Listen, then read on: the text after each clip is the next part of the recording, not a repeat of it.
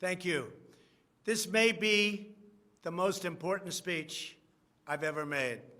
I want to provide an update on our ongoing efforts to expose the tremendous voter fraud and irregularities which took place during the ridiculously long November 3rd elections. We used to have what was called Election Day. Now we have election days, weeks and months, and lots of bad things happened during this ridiculous period of time, especially when you have to prove almost nothing to exercise our greatest privilege, the right to vote. As president, I have no higher duty than to defend the laws and the Constitution of the United States. That is why I am determined to protect our election system, which is now under coordinated assault and siege. For months leading up to the presidential election, we were warned that we should not declare a premature victory. We were told repeatedly that it would take weeks, if not months, to determine the winner, to count the absentee ballots, and to verify the results. My opponent was told to stay away from the election. Don't campaign. We don't need you. We've got it. This election is done. In fact, they were acting like they already knew what the outcome was going to be. They had it covered, and perhaps they did, very sadly for our country. It was all very, very strange. Within days after the election, we witnessed an orchestrated effort to anoint a winner, even while many key states were still being counted. The constitutional process must be allowed to continue. We are going to defend the honesty of the vote by ensuring that every legal ballot is counted and that no illegal ballot is counted. This is not just about honoring the votes of 74 million Americans who voted for me.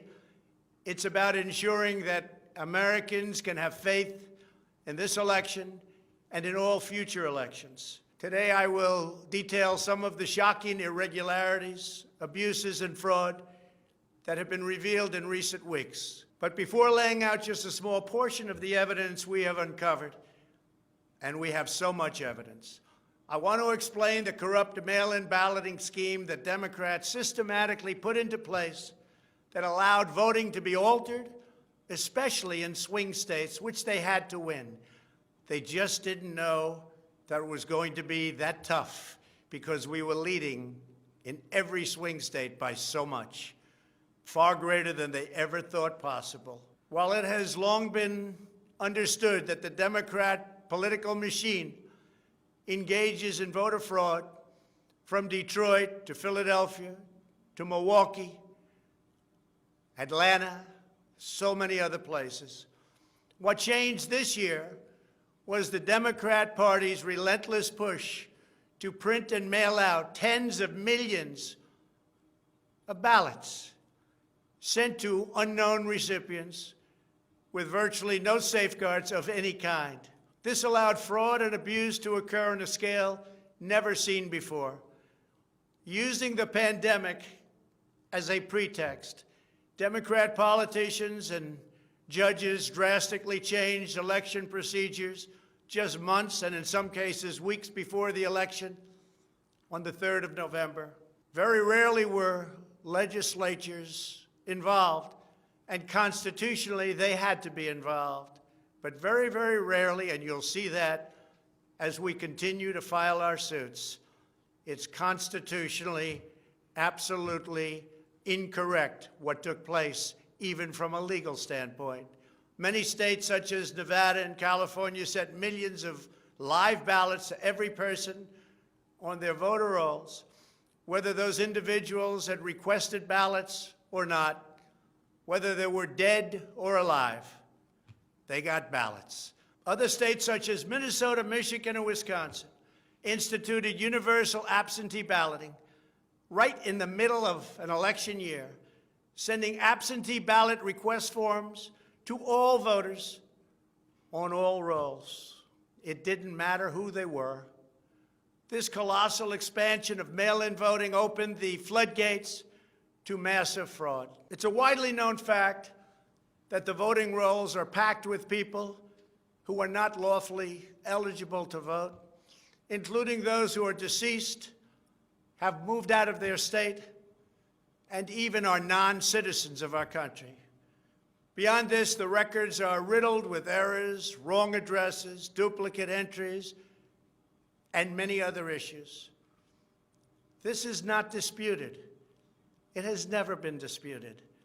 Dozens of counties in the key swing states have more registered voters on the rolls than they have voting-age citizens, including 67 counties in Michigan. All of this is evidence.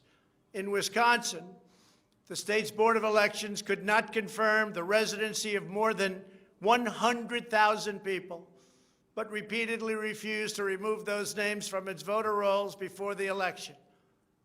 They knew why, nobody else did. I knew why. They're illegal voters. It is a travesty that in the year 2020, we do not have any means of verifying the eligibility of those who cast ballots in an election, and such an important election it is, or determining who they are, whether they live in the state, or whether they are even American citizens. We have no idea. We have in all swing states major infractions or outright fraud, which is far more in numbers or votes than we need to overturn the results of a state. In other words, in Wisconsin, as an example, where we were way up on election night, they ultimately had us miraculously losing by 20,000 votes. And I can show you right here that Wisconsin, we're leading by a lot. And then at 3:42 in the morning, there was this. It was a massive dump of votes. Mostly Biden, almost all Biden. And to this day, everyone's trying to figure out, where did it come from? But I went from leading by a lot to losing by a little. And that's right here. That's at 3:42 in the morning. That's Wisconsin. A terrible thing. Terrible, terrible thing. But we will have far more, many times more, than the 20,000 votes needed to overturn the state. If we are right about the fraud, Joe Biden can't be president. We're talking about hundreds of thousands of votes. We're talking about numbers like nobody has ever seen before. Just as an example, in certain states, we'll be down by, let's say, 7,000 votes. But we'll find later on 20,000, 50,000, 100,000, 200,000 discrepancies or fraudulent votes. And that includes votes that went through when they were not allowed to be seen by Republican poll watchers because the poll watchers were locked out of the building. Or people that innocently came to vote on November 3rd, who were all excited about their vote. They were happy. They were proud to be citizens of the United States of America. And they went up and they said, I'd like to vote. And they were told that they can't vote. I'm sorry, they were told. I'm sorry. You've already voted by mail-in ballot. Congratulations. We received a ballot, so you can no longer vote. They didn't know what to do. They had no one to complain to. Most just left and said, that's strange. But many people complained and complained vehemently. And in a lot of cases, they filled out a provisional ballot, which was almost never used, but in virtually every case was a vote for Trump. In other words, they went in to vote, and they were told that they voted. And they didn't vote. And they left, and they felt horror. And they lost respect for our system. And this happened tens of thousands of times all over the country. That's how desperate the Democrats were. They would fill out ballots of people not even knowing if these people were going to show up. And when they did show up, they said, sorry, you've already voted.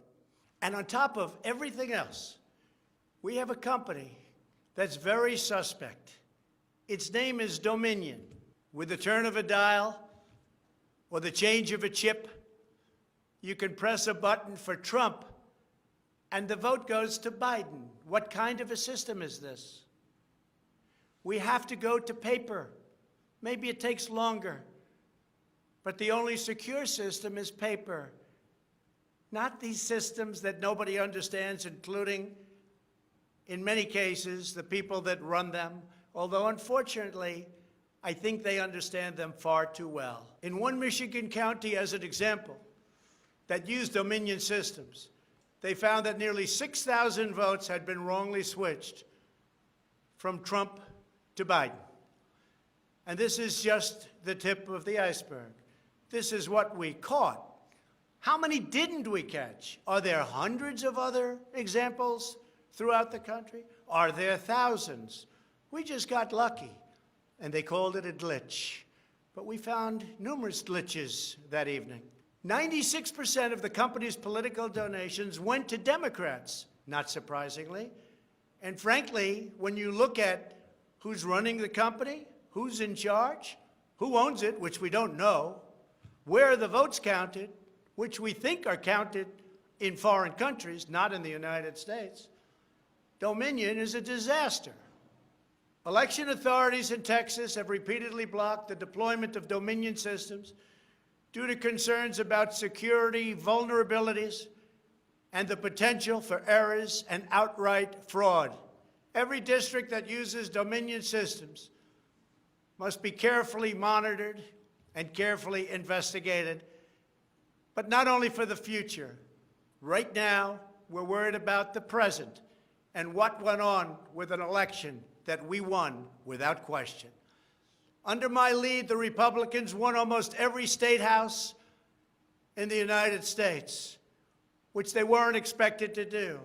We won up to 16 seats in the House. The numbers are still being tabulated because there are 9 seats that nobody really knows. They don't know. They're still, 2 weeks later, still under consideration because it's a mess. Republicans were supposed to lose many seats, and instead they won those seats in the House.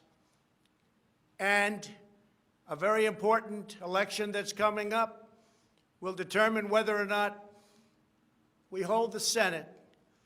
David Perdue and Kelly Loeffler are 2 tremendous people. Unfortunately, in Georgia, they're using the same horrible Dominion system. And it's already been out that hundreds of thousands, think of it, hundreds of thousands of absentee ballots have been requested. You check it out, who's requesting those ballots. The difference is it's one state, and we will have our eyes on it like nobody's ever watched anything before, because we have to win those 2 Senate seats. The tremendous success we had in the House of Representatives and the tremendous success we've had so far in the Senate, unexpected success all over the country and right here in Washington. It is statistically impossible that the person, me, that led the charge, lost. The greatest pollsters, the real pollsters, not the ones that had us down 17 points in Wisconsin when we actually won, or the ones that had us down 4 or 5 points in Florida and we won by many points, or had us even and down in Texas and we won by a lot. Not those pollsters, but real pollsters, pollsters that are fair and honest, said we can't understand a thing like this. It's never happened before. You led the country to victory, and you were the only one that was lost. It's not possible.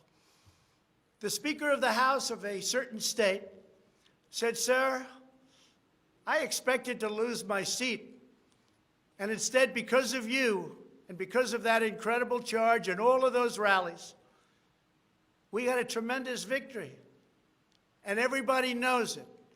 You were much more popular than me, sir, except I got many more votes than you did. And it's impossible that that happened. There is something wrong.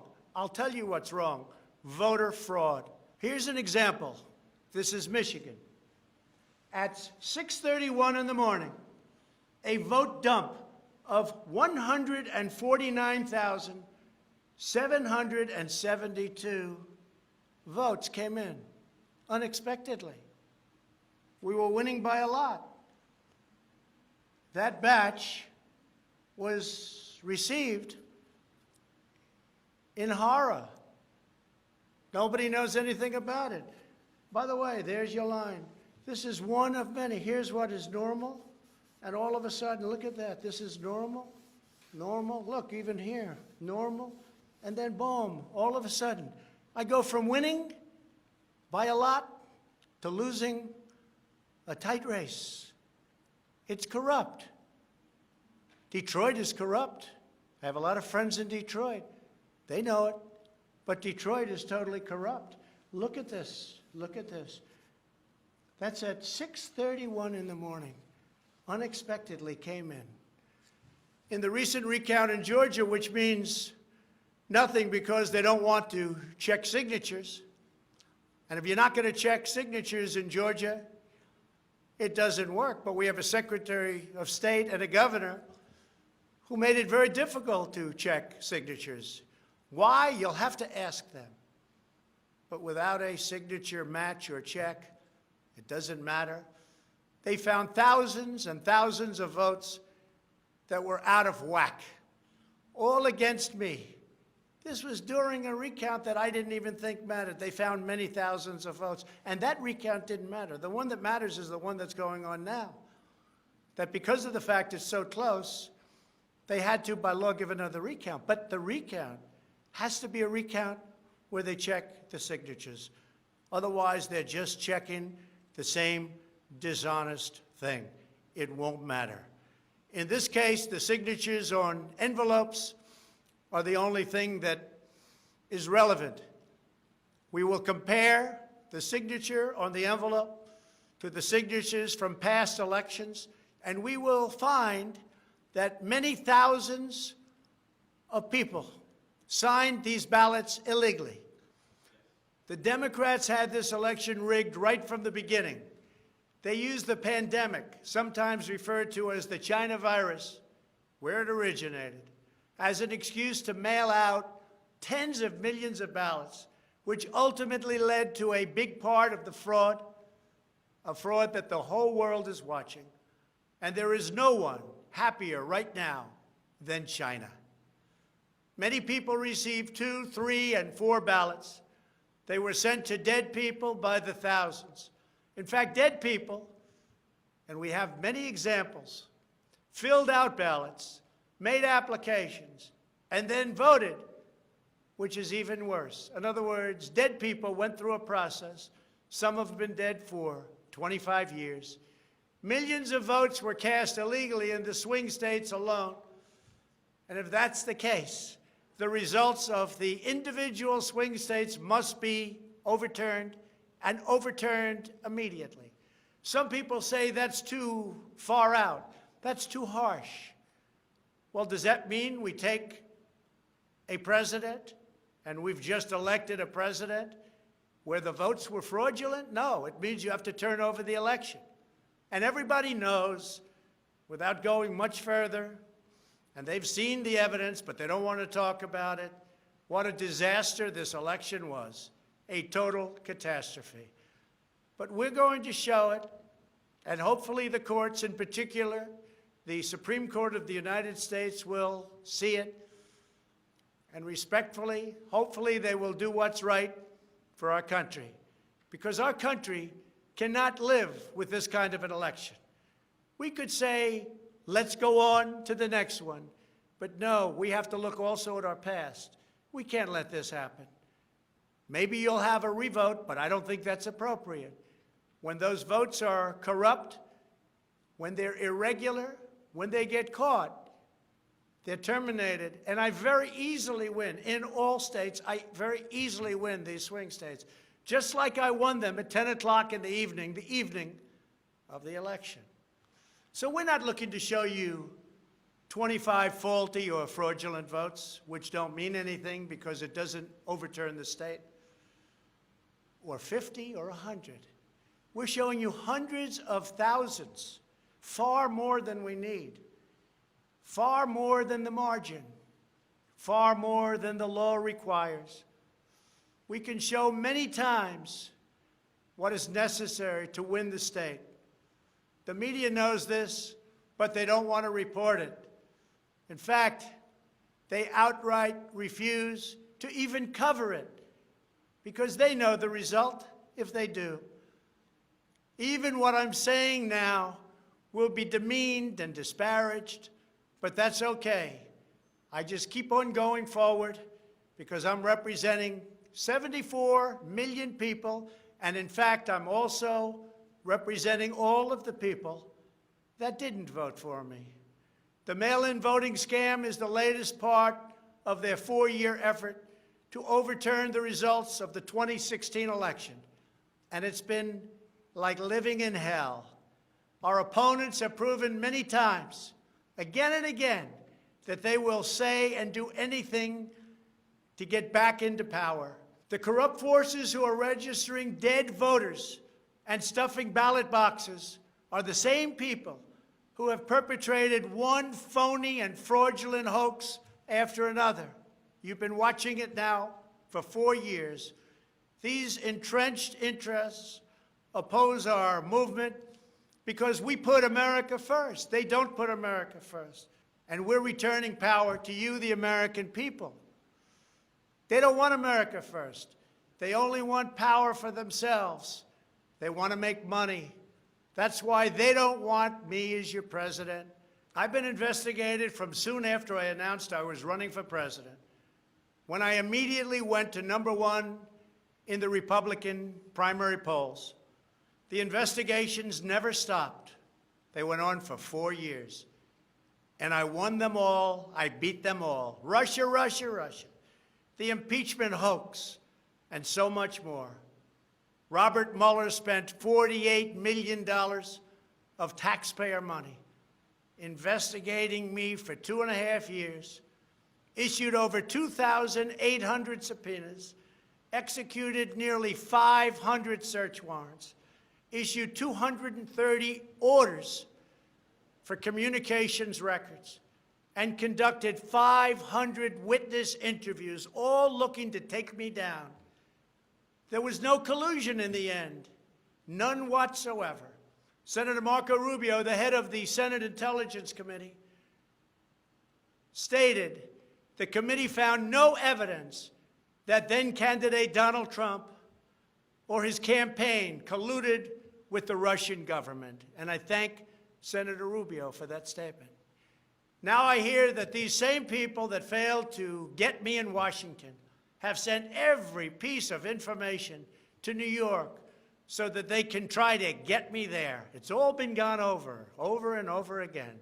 For $48 million, you go through tax returns, you go through everything. The New York Attorney General, who recently ran for office, campaigned without knowing me, stating, "We will join with law enforcement and other attorneys general across this nation in removing this president from office." I never met her. It's important that everybody understand, she said, that the days of Donald Trump are coming to an end. And all it's been is a big investigation in Washington and New York and any place else that can investigate, because that's what they want to do. They want to take not me, but us down. And we can never let them do that. Everything's been looked at. A friend of mine who's very smart said, "You've probably seen more than anybody else. You've probably been investigated more than anybody else. And for you to come out with a clean bill of health makes you probably the cleanest person in this country."